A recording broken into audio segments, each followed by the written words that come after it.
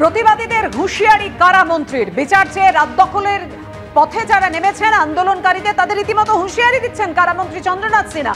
नीरा सफेद तुरंत खुले, भरपूर झाग दे और इसकी स्मार्ट साइंस दे स्मार्ट केयर और फ्रेशनेस। मेरी चॉइस मेरा सफेद। শাসক দলের মন্ত্রী বিধায়করা নিশানা করেছেন, হুমকি দিয়েছেন ক্যানিং পশ্চিমের তৃণমূল বিধায়ক পরেশ রাম দাস। তিনি কি বলেছিলেন রাখবো আপনাদের সঙ্গে। সমস্ত অঞ্চল সভাপতি, প্রধান, যুব সভাপতি, মহিলা সভাপতি, শাখা সংগঠনের সভাপতিকে অনুরোধ করছি, কিছুদিন আগের মতো আবারও সিপিএম, কংগ্রেস, বিজেপি, বিভিন্ন রাজনৈতিক দল চক্রান্ত করে আবার এই আরজি করের ঘটনাকে কেন্দ্র করে রাত দখলের জন্য আবার ডাক দিয়েছে। এটা একটা অন্য চক্রান্ত চলছে, রাজনৈতিক চক্রান্ত। আগামী 4 তারিখ সন্ধ্যা 8টার সময় ক্যানিংয়ের রাজপথে ওরা রাত দখল করবে। সম্ভবত ক্যানিং হাসপাতাল মোড় বা ক্যানিং বাস স্ট্যান্ডে জমায়েত হবে।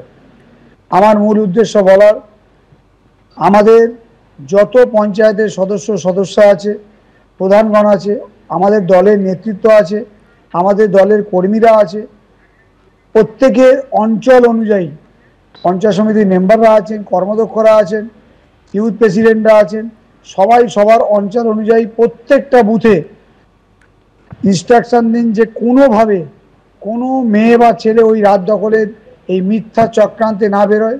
আর বিশেষ করে আমাদের দলীয় পার্টির কোনো ছেলে বা মেয়ে আবেগে না বেরোয়। যদি কেউ এই ধরনের সেই দিন বেরোয় আর আমাদের নজরে আসে, তাহলে সেই দলের যে নেতৃত্ব তাকে আমরা সাসপেন্ড করব দল থেকে, এবং সেই অঞ্চল থেকে কারা আমাদের দলের ভাবাপন্ন আসছে আমরা কিন্তু তাদের বিরুদ্ধে ব্যবস্থা নেব।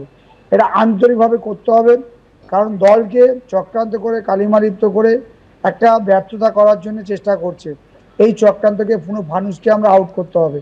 এবং আগামীকাল আমরা শুনেছি যে ডেভিড সোজনে যারা পড়াশোনা করেন প্রাক্তন, এই প্রাক্তনীদের ডাক দিয়েছে সিপিএমের একটা সংগঠন, আইএসএ, এসএফআই যারা করতো, ডিওয়াইফআই যারা করতো, যে কাল সকালবেলায় বিকাল 4টে থেকে ডেভিড সোজনে যারা প্রাক্তন ছাত্রছাত্রী বেরোবে। এটাও একটা সিপিএমের একটা অংশ। এখানে যেন কেউ না বেরোয়, কোনো ছেলে মেয়ে কোনোভাবে এই চক্রান্তে পা দেবেন না। স্ট্রংলিভাবে এই জিনিসগুলোকে আমাকে ওভারপ্ল্যান করতে হবে। এর আগে উদয়ন গুহ, লাভলি মৈত্র, কাঞ্চন মল্লিক, পরেশ রাম দাস, অতীশের পরে এবার চন্দ্রনাথ সিনহা। আরজিকর কাণ্ডের প্রতিবাদীদের হুঁশিয়ারি কারামন্ত্রী চন্দ্রনাথ সিনহার।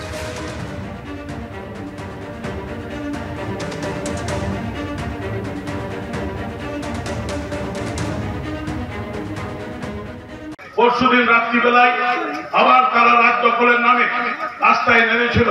কলকাতা সহ বাংলার অনেক শহরে কিছু মাথা যারা মাতলামো করছে সিপিএম এর ঝান্ডা নিয়ে, বিজেপির ঝান্ডা নিয়ে, তাদের আমাদের বাংলার মানুষ ক্ষমা করবে না। আন্দোলনের নাম করে পূর্ণামী, এই কারণে আন্দোলনের নাম করে যারা মদ ফেলে এসে আন্দোলনের নাম করে এখানেও মহিলাদের গায়ে হাত দিতে যায়, তাদেরও কিন্তু বাংলার মানুষ ক্ষমা করবে না।